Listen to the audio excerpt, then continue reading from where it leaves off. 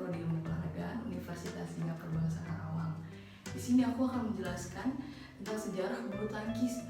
Nah, bulu tangkis ini olahraga yang dimainkan dengan kok dan raket. Kemungkinan berkembang di Mesir kuno selama 2000 tahun yang lalu. Selain berkembang di Mesir kuno, bulu tangkis juga disebut-sebut di India dan di Republik Rakyat Tiongkok. Dan bulu tangkis ini diciptakan oleh petugas tentara Britania di Pune. Pada abad ke-19 di India itu menambahkan jaring dan memainkan permainan ini secara bersaingan. Oleh karena itu, kota Pune dikenal sebelumnya sebagai Pune. Permainan tersebut juga dikenal sebagai Pune pada masa itu. Olahraga ini mendapatkan namanya pada tahun 1860 teman-teman, dalam pamflet yang dibuat oleh Isaac Spread, seorang penyalur mainan Inggris yang berjudul Badminton Battledore A New Game, yaitu dalam arti bahasa Indonesia Battledore bulu tangkis adalah permainan baru. Permainan ini dimainkan di badminton house atau gedung badminton di Inggris. Rancangan bulu tangkis pertama ditulis oleh klub badminton Bath pada tahun 1877. Asosiasi bulu tangkis di Inggris dibentuk pada tahun 1893. Bulu tangkis ini berunjuk gigi atau pertama kali kejuaraannya ia meraih pada kejuaraan All England tahun 1899 teman-teman. Untuk Indonesia sendiri, sejarah bulu tangkis dimulai pada tahun 1930-an teman-teman. Pada masa itu, bulu tangkis ini ada di bawah naungan klub olahraga yang disebut ISI atau bernama Ikatan Sport Indonesia. Namun pada masa itu, bulu tangkis dilupakan karena adanya perang. Tetapi ketika Indonesia merdeka, bulu tangkis kembali diadakan. Pada saat Indonesia merdeka, tepatnya pada tahun 1947, bulu tangkis kembali berkembang, namun sangat besar atau terlihat pada tahun 1948 karena Presiden Soekarno mengadakan kampanye. Kala itu, kampanye yang bernama National Building yang bertujuan untuk membangun masyarakat atau bangsa yang benar-benar sangat digalakan pada saat itu. Para pelaku olahraga tak tinggal akan hal itu, dan bulu tangkis itu adalah salah satu cabang olahraga yang diperankan dalam kampanye itu, teman-teman.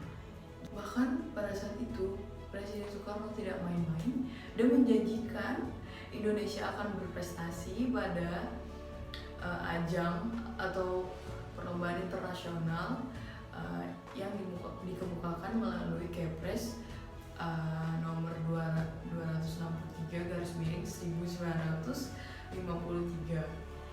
Presiden Soekarno saat yakin bahwa Indonesia bisa mendapatkan posisi 10 besar di dunia pada bidang keolahragaan ini. Tidak main-main teman-teman, ternyata sesuai harapan Indonesia mampu memenangkan juara pada tahun 1958, kala itu di Thomas Cup di Singapura. Hebat ya teman-teman. Menurut Bapak Herman Subarja, dosen Universitas Pendidikan Indonesia pada tahun 1999, bahwasannya permainan bulu tangkis merupakan permainan yang bersifat individual yang dilakukan dengan cara satu orang melawan satu orang atau dua orang melawan dua orang. Dalam permainan bulu tangkis ini mempunyai tujuan bahwa seorang pemain berusaha untuk menjatuhkan shuttlecock di daerah permainan lawan dan berusaha agar lawan tidak memukul shuttlecock dan menjatuhkan di daerah sendiri. Seperti itu teman. Nah, kemudian kita masuk fase nilai luhur dalam permainan badminton.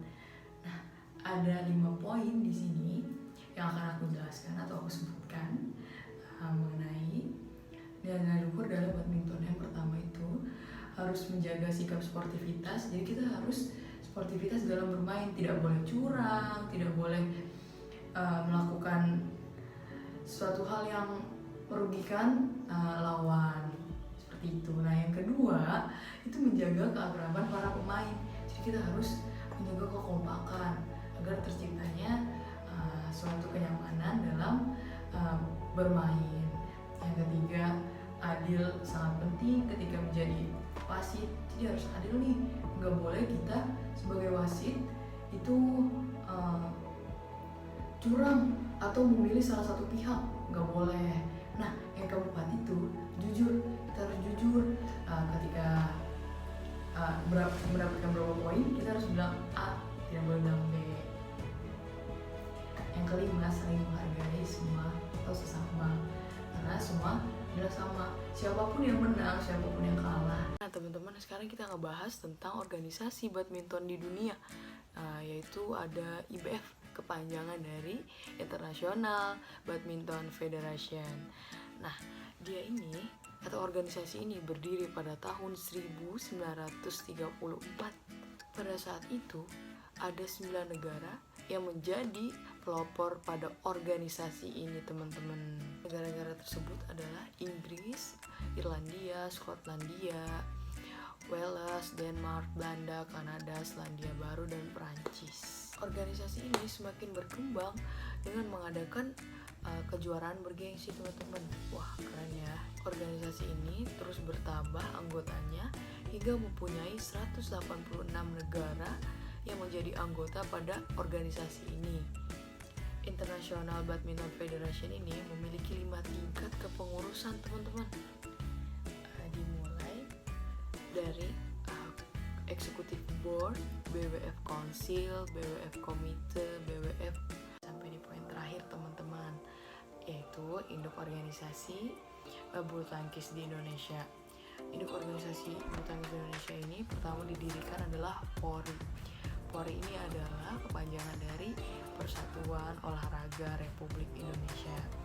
Namun di tahun 1951 organisasi ini berubah menjadi nama PBSI, Persatuan Bulu Tangkis Seluruh Indonesia.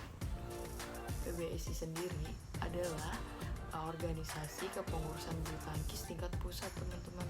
Kemudian di bawahnya ada 2 kepengurusan lainnya, yaitu kepengurusan tingkat daerah yang terdapat di provinsi dan kepengurusan tingkat cabang yang ada di kabupaten dan kota. PBSI sendiri ini sudah menjadi anggota IBF, merupakan organisasi tingkat dunia. Nah teman-teman, udah selesai nih kita membahas tentang sejarah bulu tangkis. Semoga apa yang aku sampaikan ini dapat kalian mengerti dan berguna untuk orang lain. Lebih kurangnya mohon maaf. Wassalamualaikum warahmatullahi wabarakatuh. Dadah.